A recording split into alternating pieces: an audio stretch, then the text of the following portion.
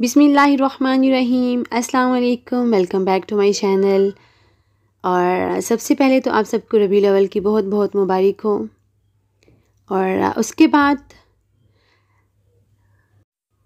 आप सबकी मोहब्बतें, आप सबके खलूस, आप सबकी दुआएं और वो मैसेजेस जो मैं पढ़ती आ रही हूँ, इतने सारे दिन से आप लोग मुझे कर रहे हैं, मेरे हौसले को बढ़ा रहे हैं। मैं एक एक बंदे का शुक्रिया अदा करती हूँ, इतना ज़्यादा मुझे हौसला देने के लिए, इतना ज़्यादा मुझे इनकरेज करने के लिए और इतनी ढेर सारी मेरे लिए दुआएं करने के लिए, मेरे हस्बैंड के लिए इतनी सारी दुआएं करने के लिए आप सबका जितना शुक्रिया अदा करूँ वो कम है। अपने कहते हैं ना, वो नहीं होते जो तस्वीर में साथ खड़े होते हैं, अपने वो होते हैं जो तकलीफ़ में साथ खड़े होते हैं। जब मैंने वाईटी को ज्वाइन किया और यहाँ पे मैं एक लफ्ज़ सुनती होती थी, वाईटी फैमिली, वाईटी फैमिली। हर बंदा कहता था कि वाईटी फैमिली, और मैं हैरान होती थी ये लफ्ज़ सुन के कि क्या कोई यूट्यूब की भी कोई फैमिली है। और आज जब मैंने लोगों के इतने सारे मैसेजेस देखे, कोई मेरे हस्बैंड के लिए रो रहा है, और जब एक आंटी ने मुझे इंस्टाग्राम पे कॉल की और उन्होंने बताया कि जब मैंने आपकी व्लॉग सुना, आपकी लाइव स्टोरी सुनी, उनके हस्बैंड के साथ भी 10-15 साल पहले ये बीत चुका था, बिल्कुल ऐसे ही। और उसके बाद उन्होंने ये सब हालात फेस किए, इतनी स्ट्रगल उन्होंने अपनी लाइफ में की अपनी बेटियों के साथ। और मुझे कहती हैं कि मैंने आपका व्लॉग एक दफ़ा नहीं 3 दफ़ा सुना। और कहती है 3 दफ़ा सुना। वो कहती है मुझे लग रहा था कि कोई मेरी ही ज़िंदगी की कहानी आज मुझे सुना रहा है। और उस दिन जी भर के वो रोई, मैं भी रोई उस दिन बहुत ज़्यादा दिल में। वो कहती है नताशा की ज़िंदगी में वो लोग बहुत स्पेशल होते हैं जिनको अल्लाह ताला अपनी आजमाइश में डालता है और फिर उनको वो बहुत ज़्यादा देता है। उन्होंने मुझे बताया कि मैंने हिम्मत नहीं हारी, मैंने अपनी लाइफ में बहुत मेहनत की, बहुत स्ट्रगल की।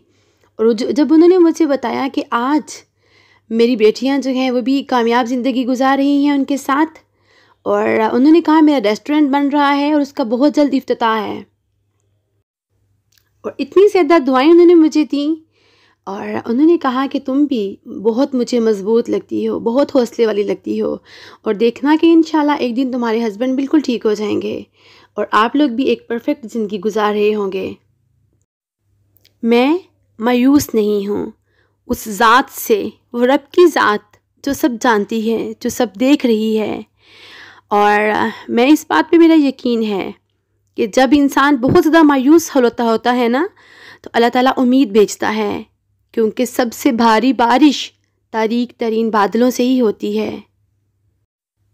मेरे हस्बैंड ने जब आप सबके इतने ज़्यादा मैसेजेस पढ़े, इतनी ज़्यादा दुआएं और इतनी दिल से दुआएं सबने दी, तो मेरे हस्बैंड यकीन करें कि रो पड़े। वो कहते हैं कि अब मुझे कुछ नहीं हो सकता और मैं बहुत जल्द ठीक हो जाऊंगा। क्यों?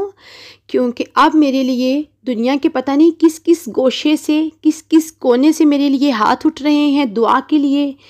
तो अल्लाह ताला की ज़ात, दुआ एक दस्तक की तरह होती है ना, और जब मुसलसल दस्तक दी जाती है तो दरवाज़ा खुल जाता है। और मेरे हस्बैंड कहते हैं कि इंशाल्लाह मेरे लिए भी वो दरवाज़ा बहुत जल्द खुलने वाला है, और इंशाल्लाह एक दिन आएगा जब मैं आप लोगों को बताऊंगी कि उनका ट्रांसप्लांट हो चुका है, वो बिल्कुल ठीक हो गए हैं, और इंशाल्लाह वो दिन दूर नहीं है। आप सबकी चाहतों का, आप सबके खलूस का एक दफ़ा फिर से इतना ज़्यादा शुक्रिया।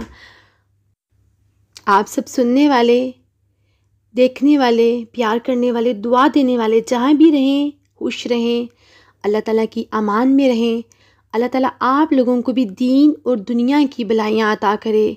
और जितनी दुआएं आप लोग मेरे हक़ में कर रहे हैं, मेरे बच्चों के लिए, मेरे हस्बैंड के लिए, अल्लाह पाक उससे भी ज़्यादा दुआएं आपके हक़ में कबूल करे।